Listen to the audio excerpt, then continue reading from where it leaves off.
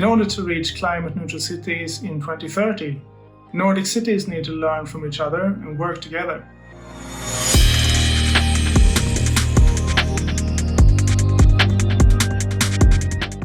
In 4 different workshops, you will be able to share your experiences and learn from others on how to create climate neutral cities in 2030.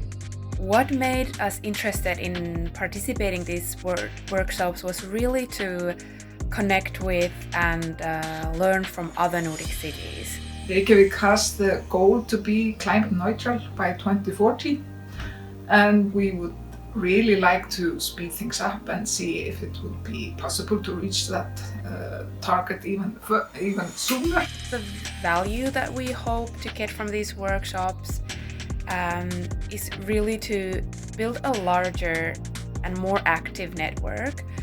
We're also eager to not only share our experiences, but to learn from others. We have the possibility to learn from each other and also share some ideas and find out new ways how to work on the path towards carbon neutrality. And hopefully, these connections will lead to sharing ideas, research, good practices, even challenges, and work on them through an active network.